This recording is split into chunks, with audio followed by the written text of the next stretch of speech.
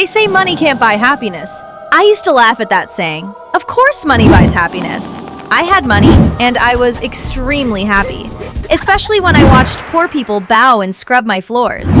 My father is one of the richest men in this country, and I'm his only child, his princess. From the day I was born, I never lifted a finger. Everything I pointed at became mine instantly. Designer bags? Mine. Luxury cars? Mine. Even people. They existed to serve me. I had maids to dress me, chefs to feed me, and drivers to take me everywhere. I didn't even know how to boil water. Why would I? Poor people do that. Life was perfect. I was untouchable. Or so I thought. Then everything fell apart. And I mean everything. This is that story. The story of how I went from the top to the very bottom. Let me start from the beginning. I wake up to sunlight pouring through my silk curtains. I don't open my eyes immediately. Why would I? Someone will come. I ring the bell on my nightstand. Once, twice, 3 times. Where are these useless people? I mutter. The door opens and my maid, Patience, rushes in. She's breathing hard like she ran up the stairs. "Good morning, Ma," she says, bowing slightly. I don't respond. I just stare at her with disgust. "Close the curtains. The sun is disturbing me." "But Ma, it's already 11 a.m. You asked me yesterday to—" "Did I ask you to talk back?" I snap. "Just do what I said." She hurries to close the curtains. Her hands are shaking.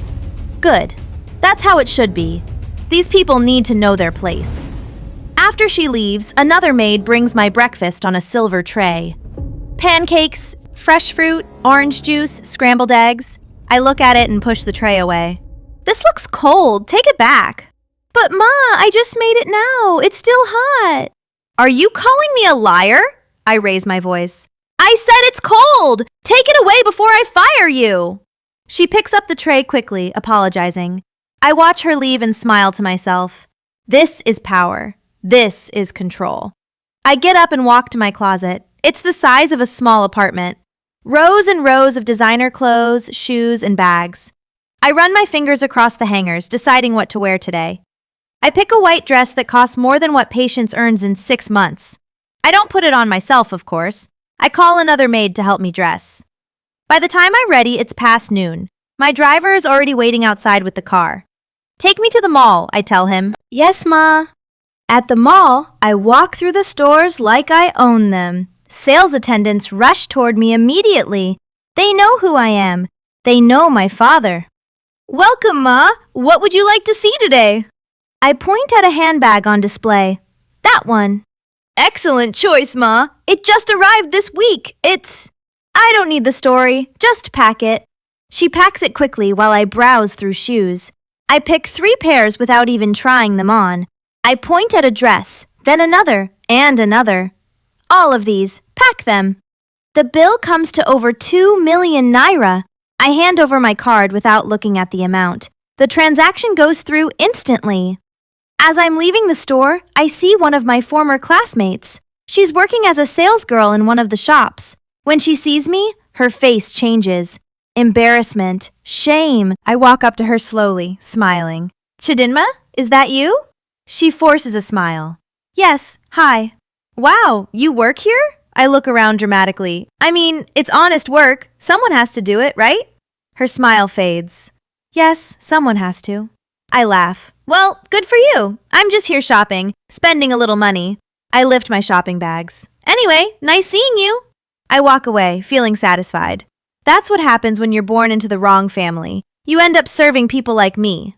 My phone rings as I get back into the car. It's my father. "Hello, Daddy."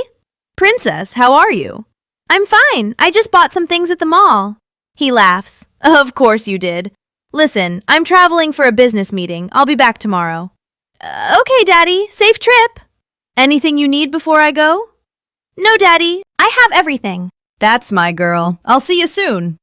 I hang up and smile. My father gives me everything. He always has. Since my mother died when I was 8, he's made sure I never lack anything. And I mean anything. We drive back home. The mansion is quiet when I enter. The maids are moving around silently, cleaning, organizing. I walk past them without acknowledging anyone. I go straight to my room, drop my bags, and lie on my bed. Life is perfect. I scroll through my phone, looking at pictures of other rich girls online. Some of them are showing off their new cars, their vacations, their jewelry. I comment on one post. Nice, but I got the same bag last month. Then I post my own pictures from today's shopping. Within minutes, likes and comments start flooding in. You're living the life. Goals! I wish I was you. I smile. Of course they wish they were me. Everyone does. Later that evening, I'm having dinner alone in the large dining room. The chef prepared grilled chicken, rice, and salad. I take a few bites and push the plate away. This chicken is too dry, I call out. The chef comes out looking worried. I'm sorry, Ma. Should I make something else? Forget it. I'm not hungry anymore. I get up and leave the food untouched. As I walk past the kitchen, I see the maids eating their own dinner, plain rice and stew. They're sitting on low stools, eating quietly. I wrinkle my nose in disgust. How can people eat like that? One of them looks up at me but says nothing. I walk away. That night, I lie in bed scrolling through my phone until I fall asleep. My room is cold from the air conditioner. My sheets are soft. Everything is perfect. I don't know that this is the last night I'll ever sleep in this bed. I don't know that tomorrow everything changes. I wake up late again. It's almost 1 p.m. I reach for my phone and see 17 missed calls. All from the same number, my father's assistant. I call back, annoyed. Why are you disturbing me with calls? His voice is shaking. Ma, please, where are you? I'm at home. Where else would I be? Ma, it's your father. There's been an accident. I sit up slowly. What? He was driving back from his meeting. His car had an accident on the expressway. He's in the hospital now. My heart starts beating faster. Which hospital? St. Matthew's. Please, come quickly. I jump out of bed and scream for the driver. Within minutes, I'm in the car, still wearing my nightgown and a jacket. At the hospital, doctors and nurses are rushing around. I see my father's assistant, Mr. Biodun, standing in the hallway. His face is pale. Where is he? I demand. He's in the ICU. The doctors are still working on him. What happened? His car collided with a trailer. He hit his head very badly. A doctor comes out wearing scrubs. I rush toward him. How is he? Is he okay? The doctor's face is serious. Your father is alive, but he's in a coma. The impact caused severe head trauma. We've stabilized him, but we can't say when he'll wake up. When he'll wake up? I repeat. You mean he will wake up, right? We're doing everything we can, but right now his condition is critical. He's in what we call a vegetative state. The words hit me like a slap. Vegetative state. Coma. But he'll be fine. He has to be fine. The doctor places a hand on my shoulder. We'll monitor him closely. For now, all we can do is wait. I'm allowed to see him later. He's lying on a bed surrounded by machines. Tubes are coming out of his nose and arms. His eyes are closed. He looks so still, so small. Daddy? I whisper. He doesn't move. Daddy, wake up! Please. Nothing. I sit beside him for hours, holding his hand. It's warm, but there's no response. No squeeze, no movement. Mr. Biodun comes in eventually. Ma, we need to talk. Not now. It's important. It's about the company and your father's accounts. I follow him outside reluctantly. What is it? Your father's condition means certain things will be frozen. His accounts, his assets, until he wakes up or until there's a legal declaration. What do you mean, frozen? I mean, you won't have access to his money, not until the board and the lawyers sort everything out. I stare at him. That's ridiculous. I'm his daughter. I know, Ma, but your father set up a trust. His wealth is tied to the company. The board controls everything when he's incapacitated. They'll need his signature or a court order to release funds. How long will that take? Weeks, maybe months. My chest tightens. What about my cards, my accounts? The ones linked to his accounts will be frozen. You'll only have access to your personal account. I pull out my phone and check my banking app. My personal account has 800,000 naira. That's nothing.